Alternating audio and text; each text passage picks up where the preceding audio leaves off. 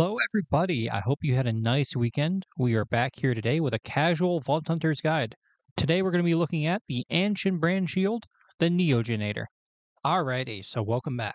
First things first, how do you unlock being able to farm this shield? Well, you're going to need to advance the story until you reach the Arid Nexus. At that point, you'll be able to go back to Dr. Zed and do both parts 1 and 2 of Monster Mash. Once you finish up with those, you'll take on a monster called the Spyco, and he will have the drop rate for the Neogenator.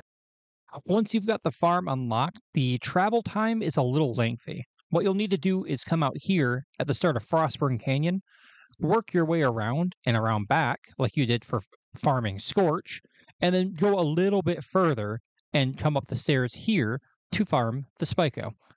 Note that if you want to go for 2 for 1, it is very easy to farm both the Scorch and the Spyco as long as you have both their requisite missions done.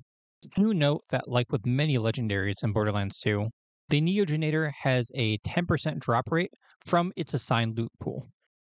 Now, in a new segment for the channel, I want to kind of go over the brand of the weapon or shield, as I've had some comments asking what makes each one special. In this case, the shield happens to be an Ancient brand shield, which means it'll give you elemental resistance based on what the last elemental damage you took was, and give you a straight boost to your overall maximum health. Now, while the Neogenator doesn't have any flashy special effect, what it does is crank the Ancient brand effect up to 11, meaning that you can have an elemental resistance of up to 86% of what the last element you took was, as well as the fact that it will constantly regenerate your health by 0.05%. Or when you take chip damage to your shield, it'll crank that up to 3%. But do note that both of those regeneration effects completely turn off if you break your shield until it is fully recharged. So the pros and cons for the shield are that while it's a very simple background effect that's very effective, it also doesn't do anything really flashy enough to pair well with any particular Vault Hunter. Now, the one exception to this rule would probably be Gage.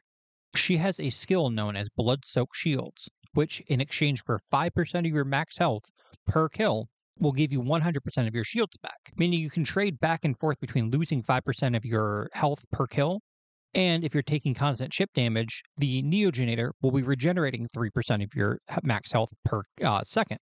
So you can get a good back and forth with constantly having shield to block and getting health back. And that about does it for the Neogenator. Before we leave Frostburn Canyon, however, we are going to take a look at the Lescaut in the next episode. A blue, unique, doll SMG. Alright, everybody. Thanks for stopping by. Make sure you leave a like if you like, comment if you have anything you think can be added to it, yada yada. Subscribe if you're really feeling it. And while this might have been a slightly shorter episode, I appreciate you guys stopping by and tuning in.